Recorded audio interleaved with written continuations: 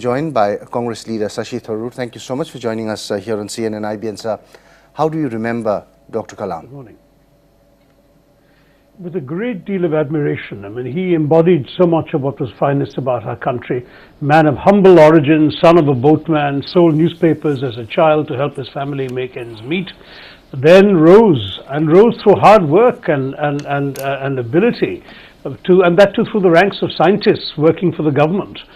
Became India's missile man, the chap who actually came up with extraordinarily impressive techniques to take our missile program forward, and rose to be chief scientific advisor to the government, and then of course a compromise candidate for president.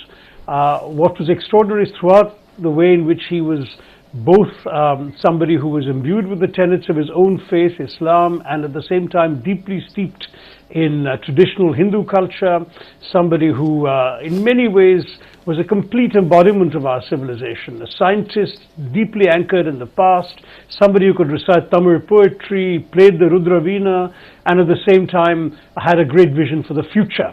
As you know, even after he retired from being the president, he set himself a tireless schedule of traveling around the country, addressing audiences, particularly educational institutions, painting a vision of the limitless possibilities in our country. And he endeared himself to the hearts and minds of people throughout the country, across barriers of age, of religion, region, anything. I mean, he just embodied in many ways what most Indians look up to and admire. And therefore, we've all lost the most beloved president we've ever had. Right, and his connect with the young people. I was reading, a lot of anecdotes being shared on social networking sites. I was reading that a young journalist once wanted to interview him, and he'd called, and she researched and found out he loved kheer. So she took a box of kheer for him, and instead of getting it tasted first, he just relished it, finished it, and then in the end said, if my daughter can poison me, so be it. So the connect that he had with the young was incredible.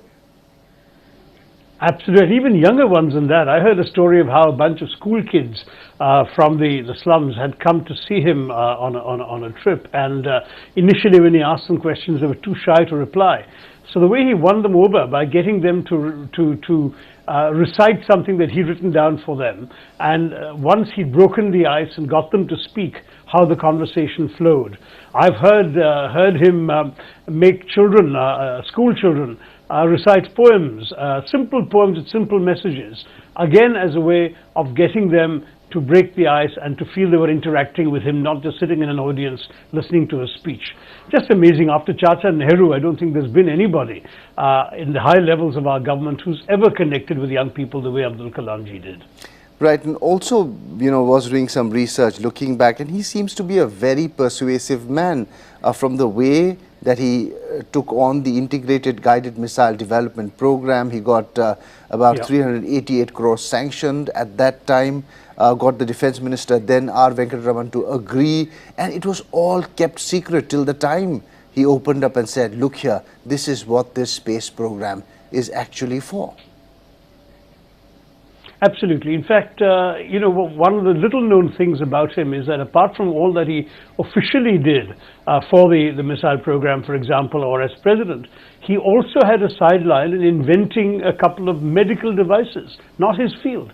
But he used missile technology and missile parts to create a coronary stent known as the Kalam Raju stent, which reduced the price of stents in India from $5,000, in those days 2.5 lakhs, to just 10,000 rupees.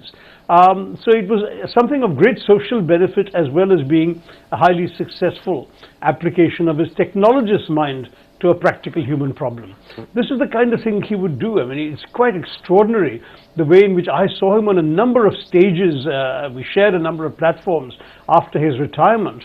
And he could speak about, rural uplift one day, the space program tomorrow, corporate social responsibility one day, solar energy the next. He just had the most extraordinary mind, and he had ideas every minute, new ideas, new visions, but always, I think, tremendously full of optimism and hope that we would be able to harness technology to India's progress and India's development. Yes, somebody who is contradictory, isn't it, as far as personality is concerned. One who believed in developing missiles, nuclear power, to work as a deterrent, and on the other, he went around talking to children about peace, ecology, how to have a sustainable environment in smaller villages. You have a special connect with him, I'm told, as far as Trivandrum is concerned.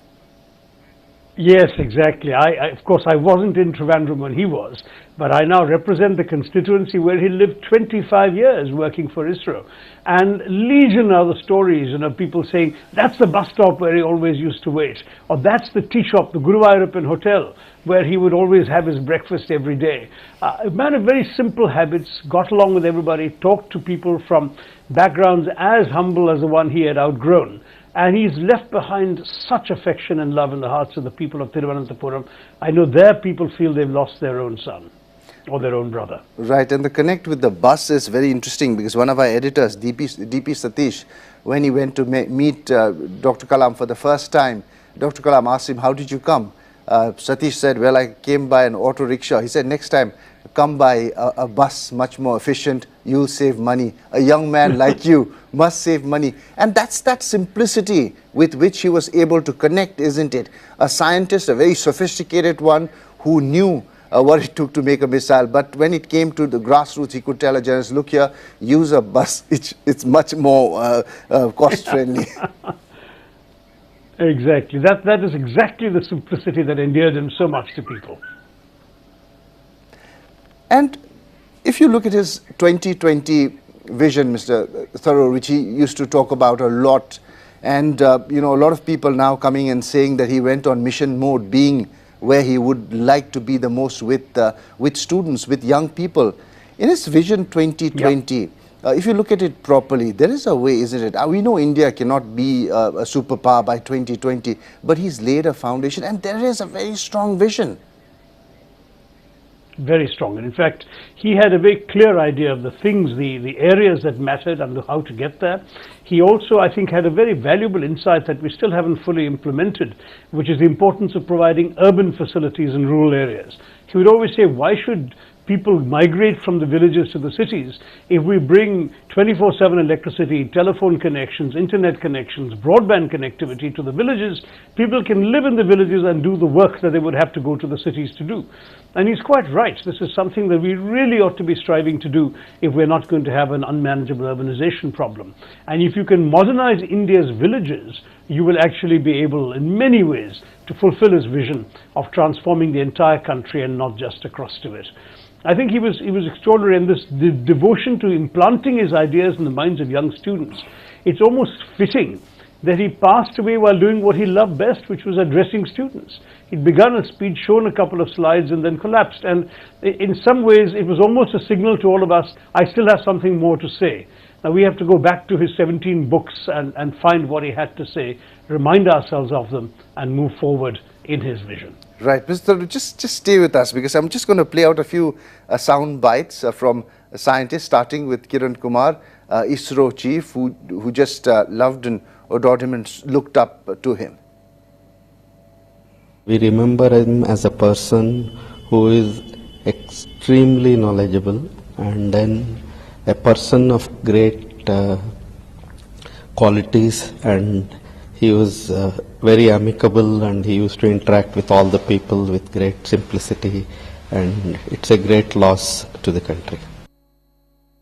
It is indeed an irreparable loss for India and the global scientific community. He believed it is only through the science and technology a country can achieve progress. The only way of our paying a tribute to him is working for achieving the target of developed nation by 2020 for India.